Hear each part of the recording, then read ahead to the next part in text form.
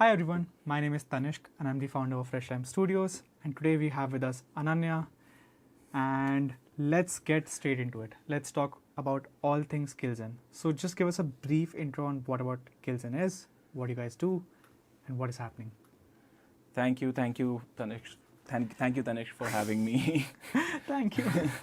Thank you for having me. And thank you to Fresh Lime Studios for having me here and to talk a little bit about myself and all things skills and also the upcoming album that I have, which was essentially a performance that I did last year on the 7th of December. And where was the performance, if I can ask? The performance was at Magnetic Fields Festival that takes place in Alsisar, Rajasthan. This was on the 7th of December 2024, and the album is now getting released on the 7th of December 2025, marking exactly 1 year to our debut at this iconic celebration. And this is your debut album, or is this something entirely different? So this is not the debut album, but it is sort of a debut album in terms of like this is the first performance album that's coming out.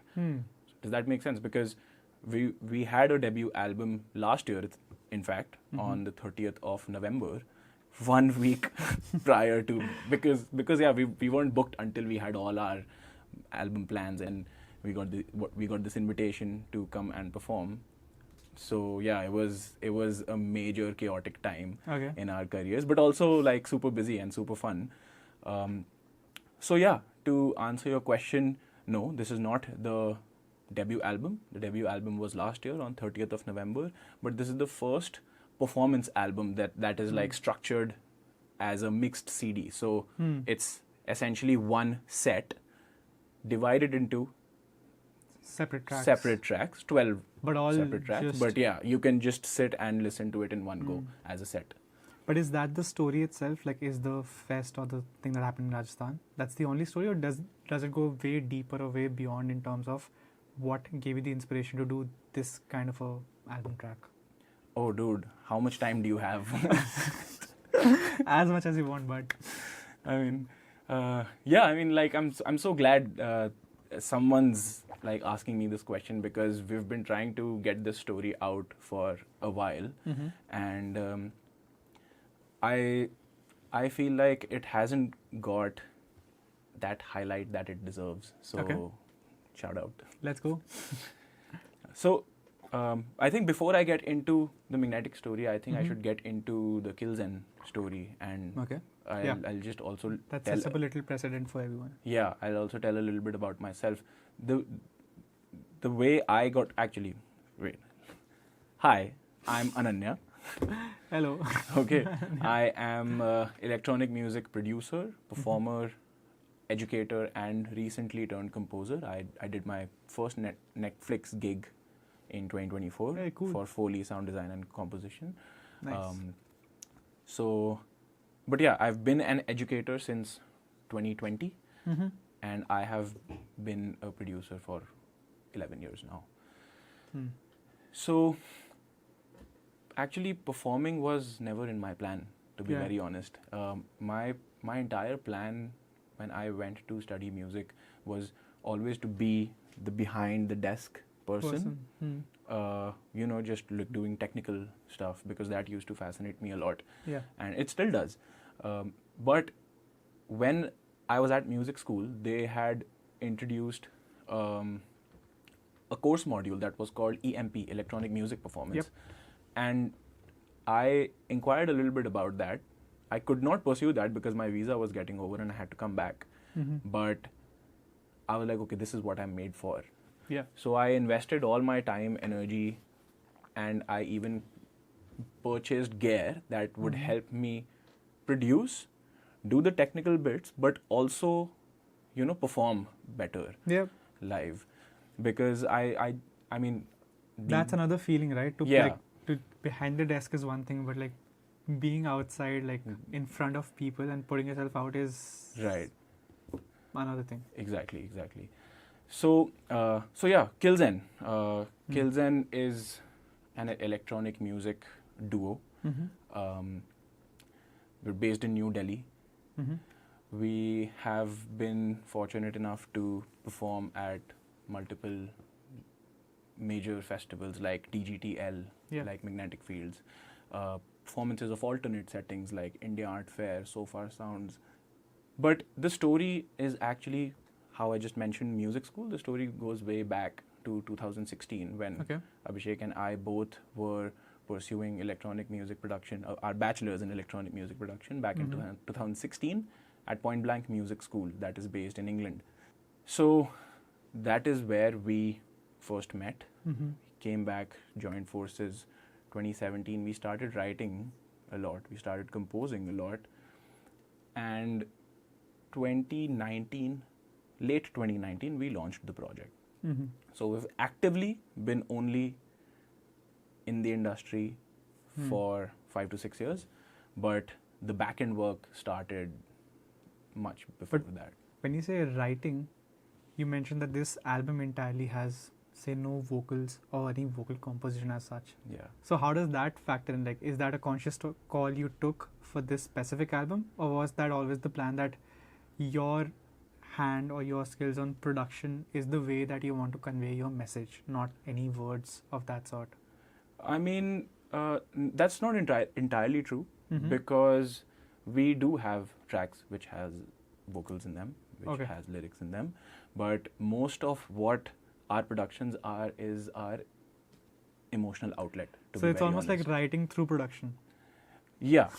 So even when you listen to the album or any track for that matter, like of course people tell us that okay, we don't want to critically listen to your music, we just want to have fun. Like, you know, music is a form of us having fun.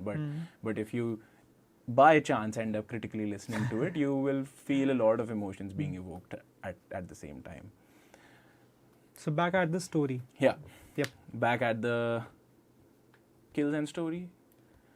And then coming into the album. And coming into the Magnetic story. So coming into the album. So we actually stepped back during COVID. And by stepping back, I mean like every other producer was like really, really tense about the entire situation, because suddenly you have no shows, you have no gigs. But we hadn't started. 2019, late 2019 was our first show, and our first paid show got cancelled because of COVID. So we were never... It's even scarier before you start if the world shows you a symbol. The most Killzen thing that could happen to Killzen happened. Because as we were rehearsing for our first paid show, we got a message that, hey, this has been postponed until further notice because there's a virus outbreak. So that was obviously heartbreaking. But when we saw every other producer taking a step back, that okay, I need to find different other ways to survive now. We actually did the opposite. We put the pedal on the metal and ended up writing like material worth of 7 albums. Like obviously unfinished. But it was finished here. The ideas were there. Like we're really fast workers in that manner. It's like making the best out of like what you're given. Right? Yeah. Makes sense, right? It does. So that is what we did. And we also did 14 shows from home. You know those online concerts? The Zoom concert. The Zoom concert, the YouTube live chat room concert. So we did 14 of them from home. That also included a lot of podcast episodes, but it was all original material. Everything was written by us because we were writing at that point of time and we wanted the feedback. Cool. Makes sense. So that is what we ended up doing. And then when the unlock happened, a lot of these agencies and companies wanted to work with us for actual gigs and shows. So that is how we got our I wish I used my COVID time as judiciously as you guys did. But but I have a question though. Like, was this album as such created for the performance, or was the performance just an outlet for the album? Like, what came first, chicken or the egg? Okay, so the music came first. The music came first. We've been big gatekeepers in terms of gatekeeping our music. Shout out gatekeepers who Yeah, are we've gatekeeping been the music. gatekeeping our music for Yeah. like so long, and the music was created probably without giving any thought to this. But there was one thing in our minds, definitely, that we are going to be pursuing this particular festival because our music genre, the niche, this stage, this festival has the top offering to our music niche. Does that make sense? Yeah. It So, matches yeah. what exactly you're trying to put out. Yeah. Right. So yeah, in our niche, this is the most we can achieve in this particular country. Now, the obvious thing is to expand Yep. overseas, like expand our horizons out of India. So that was like one milestone, which is, Yeah. a big tick mark. Something you can always show and showcase that you are of that caliber, that you can be of these music festivals and everything, and play accordingly. Yeah. But I'm sure that there must be a lot of difficulties or problems leading up to this festival, right? Oh, I mean, yeah, again, coming back to how much time do you have? Because, okay, so let me take you on a journey for like 5 years. Because Let's go. my sibling, so my sister, she still works in events, but at that point of time, she was working with a company that was a production and client servicing partner for the festival. Okay. So 2017, 2018, I got to know about the festival, and 2019, I see my sibling working for them. Amazing. Yeah. Manifestation Yeah. on board. But also jealousy. Yeah. That, dude, you're getting to go and I am not. Because Yeah. Abhishek and I had a pact that we'll always go as performers for the first time. So that was also something that All we- in or nothing. Yeah, all or nothing. Yeah. So that was the case. She had introduced me to the programming partner of the festival at their Delhi-based festival after party. Cool with me? Yeah. Yeah. So we exchanged emails over there. We had a little chat, and then that email exchange, I don't know if he's happy about it or if he is not, because we just Yeah. started sending him everything that we were doing. So from production to performances to even like educational masterclasses that we used to do. And we still end up sending him everything for one reason, that his feedback was like always on point. Which Makes is sense. which is why he also invited us to perform at Magnetic in 2022. Now, I'm so glad that you brought this question up, because I've like never got an opportunity to talk about it, and it was kind of like how Leo Messi lost his 2014 World Cup only to go back and Win it get again. that crowning moment. Yeah. So I mean, it may sound like a little cringy, but it is how we felt. If it's personal to you, then It was very it means the personal. world, right? Yeah, exactly. It was very personal, and to be honest, that is exactly what happened. 2022, a Dutch festival, DGTL, invited us to perform, which was on the same weekend as Magnetic Fields in 2022, and they had a non-compete in North India. So evidently, we couldn't have done both of them. Yeah. Have to choose one or the other. Yeah, had to choose one or the other. Now, Yeah. we also got to know that this Dutch festival is not going to return to Delhi, and still hasn't, by the way.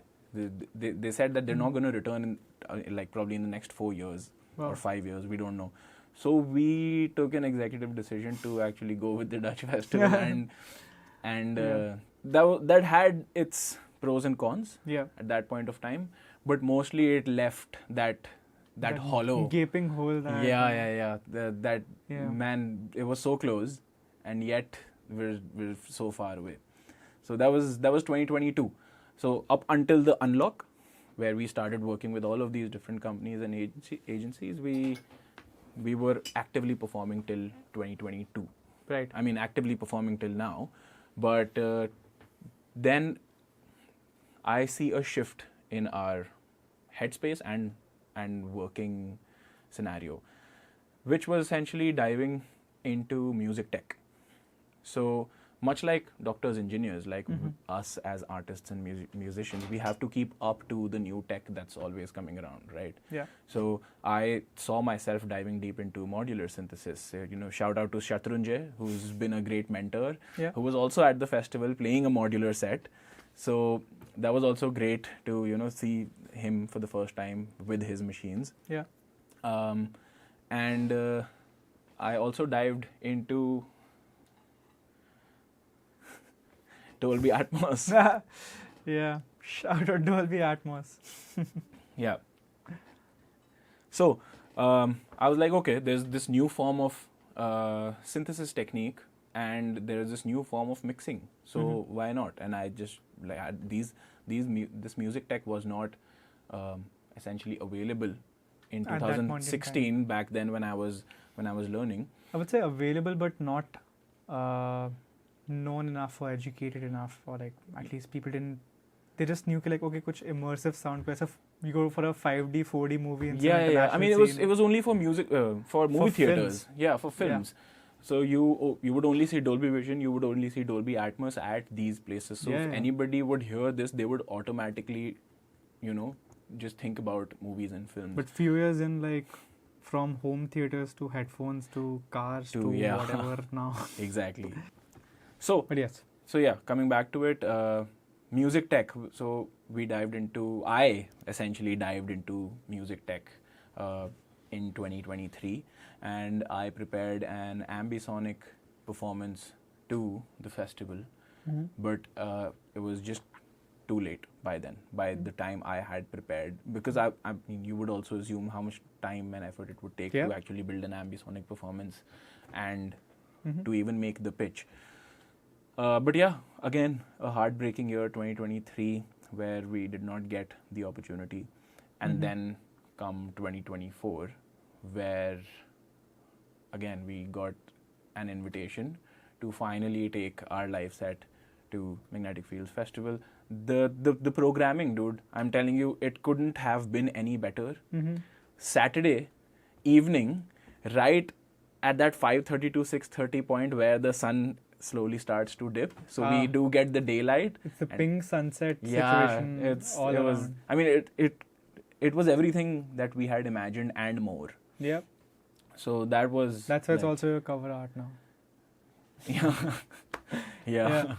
So that is the story of Magnetic Fields, and it was honestly always the plan to release this performance, be that we do it 5 years down the line, 10 years down the line. But there must be any specific highlight, like एक ना एक चीज तो ऐसे बिल्कुल बाहर निकली होगी.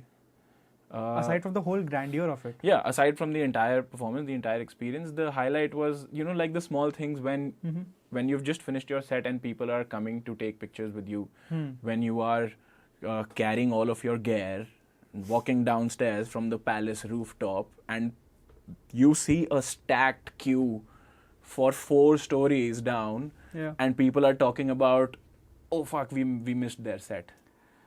And people are talking about, dude, like dude, you missed their set. What were you doing? And like these small things that really gives an artist validation, and this is kind of the thing that an artist lives for.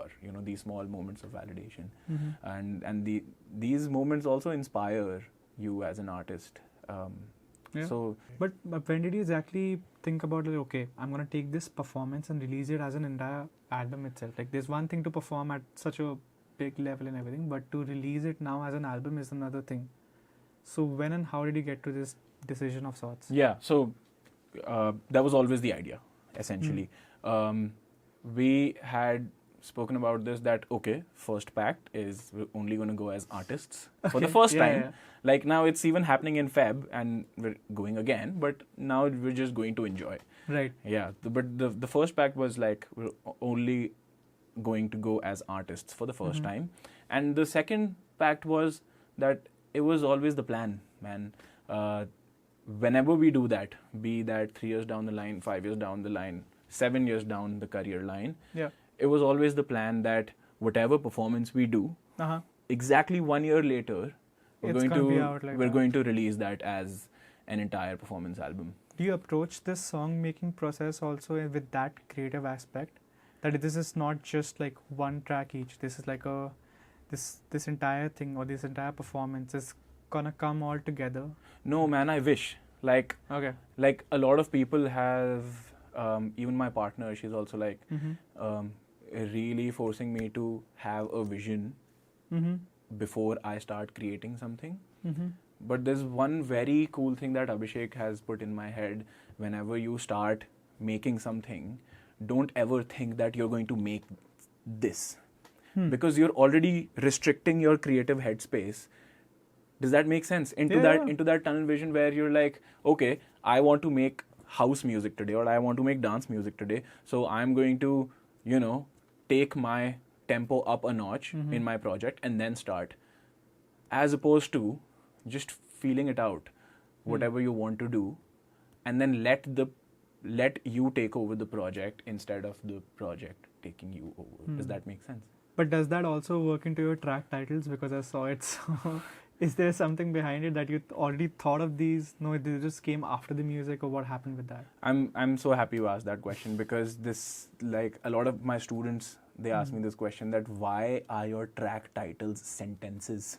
yeah, like is this we the have a same song. process. Like पहले हम ऐसा सोचेंगे, नहीं उसके बाद हम like we'll keep it open. What's happening with the? Yeah, so exactly, the track is never titled at the beginning. Okay. So that is something that I want to clear, and so happy you asked that, because like this one student of mine, he was like, why is your song name a sentence?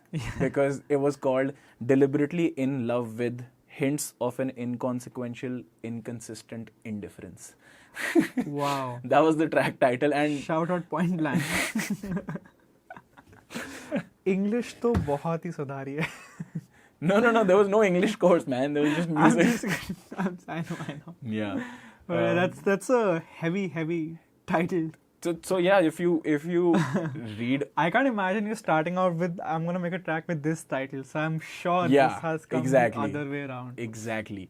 Thank you. So yeah, the track title is the song when we start, or when I start, it's never titled in the beginning. It's always like What do date. you name your file as? Yeah, so it's always like date, tempo, key, or scale. Yeah. Because then The most base of anything. yeah, like the most technical bits of a project. Key, tempo, scale. Yeah. Yeah. And if there's a time signature, then apart from 4x4, then the time signature as well. And then we just have versions. Yeah. But we do not release a track until the name comes to us. Does that make sense? Damn, that's a very heavy imposition on the name to be there. Yeah. So नाम नहीं है तो क्या करोगे? Track तो अच्छा है. yeah, like if we were at a festival called Mandala Festival, and industry legend Kamchor Ashwin Mani Sharma, shout out to Ashwin Dada, he said that, oh, you have this great track, release this right now, because you will not, because it's the best for everyone for you to release something that has been in the works recently. Now I do agree with that statement, but with this name thing, I need to find sort of a middle point, Yeah. And coming back to the question, the name should come to us, like, and trust me, it does. Okay. Because if you read the titles, and if you listen to the track, and if you see this entire Performance. conversation, this is not a podcast. This is not a podcast. This is not a podcast. Yeah. We're just It's casual two people with mics, cameras, and everything sitting around. So if you listen to this entire conversation, read the track titles, listen to the entire set, you will be able to also Find that meaning in relate. that. Yeah, you will also be able to invoke emotions within yourself. You will also be able to see why we named these tracks, because of our heartbreak and then getting that moment back in our careers. So you have the track, of course, right? You have the words attached to it. So there's some literal meaning to the tracks as well. Yeah. Is there gonna be, or is there any visual component to this batch or not? Yes, there is a title track called "In the Fields," Okay. a lead single, and the reason it's called "In the Fields" is purely because that track was the only track that was made for this performance, was debuted at this performance, and hasn't been played anywhere else Okay. apart from this performance. Hmm. So that particular track we're also doing a music video for Okay. that. That is going to be released in early 2026 along with the full record album. So not the set, Yeah. like not a continuous set, but like starting Separation from my of mind to tracks. yours, ending it. Then second, starting and ending it. Then third, starting and ending it. So, But when you have that listener going through your tracks or the performance or individually, what exactly are you expecting the listener to go through or to keep in mind or just to feel when they are going through the entire album as such? ek to first of all, if you start, do not Stop. stop until Do you've not finished. stop. Yeah. Okay. Do not stop. You have been reminded, if you start, just don't stop till the time it gets to that 46, 27. Yeah. So that Yeah. 45, 46, 47 mark. Please Makes don't sense. stop listening to it until you like find the time. I'm not asking you to listen to it on the day it gets released. Of course, like it's an exhaustive piece of music, and you need that 1 hour. So yeah, D&D. Just That put your 1 phone on D&D. That's fair, because I feel like nowadays music for a lot of people becomes a byproduct of like, okay, Yeah. I have 30 seconds to me or like a minute, or I'm going for a walk, so I'll just gonna casually just have something on the background. But Yeah. I absolutely do understand some artists wanting that kind of time, and maybe it's a little bit of respect that you give to a track where you're giving Yeah. that just 40 minutes, which is not a huge bunch Yeah. of time out of your day, and just giving it to a certain segment or a piece. Yeah. So I completely get that. And just on the basis of that, a very important question that I have in my mind is that there's any other audio format that you're going to be releasing Oh yes. Cheers to Dolby Atmos. this track on any other audio format known to mankind. Yep. This is going to So be it's going to be released in mono. okay. No. I'm kidding. Shout out mono listeners. Yeah. So it's going to be Yeah. released in, of course, it's going to be released in spatial audio, Dolby Atmos. Yeah. In early 2026, along with that music video we just spoke about. All right. And yeah, I'm looking forward to that. And also, if any of you want to get your tracks mixed in Atmos, Subtle plug incoming. this is not a paid partnership. Damn. It's not Why a sponsored not? video. Yeah, so if any of you want to get your tracks mixed in Atmos by the only Dolby Atmos certified studio here in New Delhi, hit Tanishq up, or Yes. just, Hit me directly. yeah, yeah.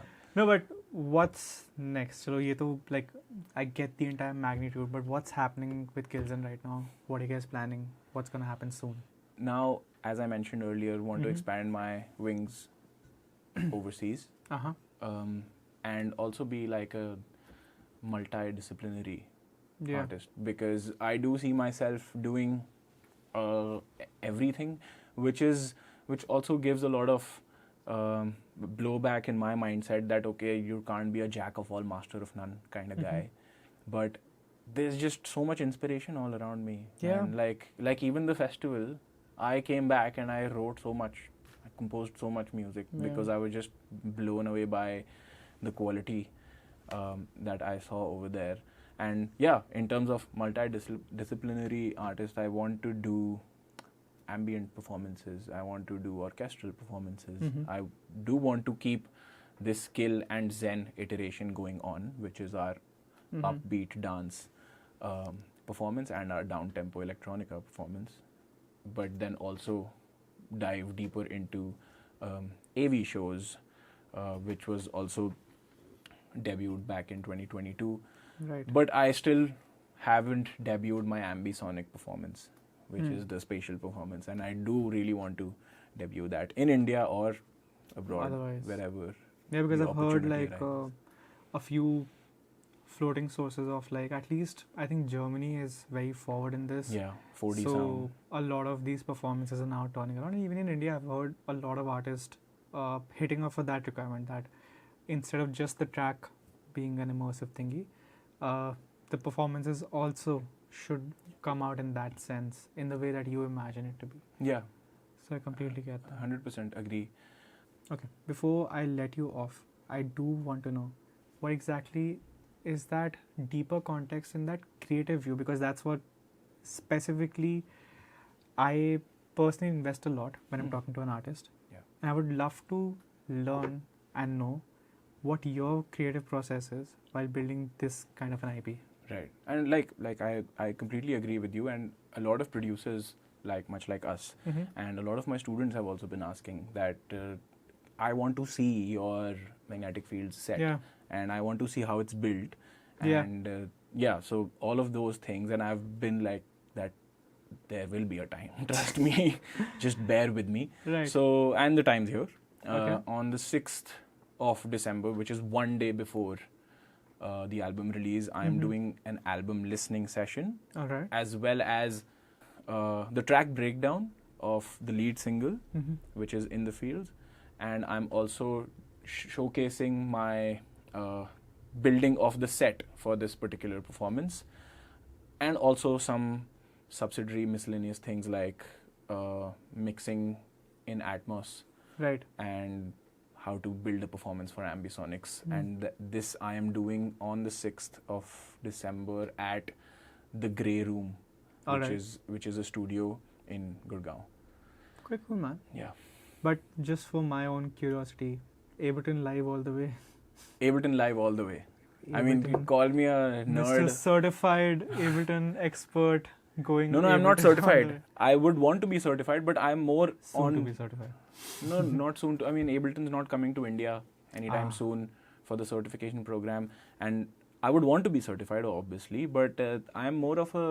I'm not like, okay, one plugin, and I want to know everything about this plugin. I just want to get my work done and move away. And I'm more of a hardware person. Nice. Yeah, so I actually would like to be, away from the software at times, and hands-on make music sometimes. Makes sense, right? Cool. I'm looking forward to both the masterclass, the release, and everything around the next upcoming things also. Cheers, man. I would say thank you so much Thank you so much for having spending me. some time with me. And this was a pleasure. lovely conversation. Yeah, lovely conversation, man. Thank you so Put it much. up. Let's go, sir. Chalo.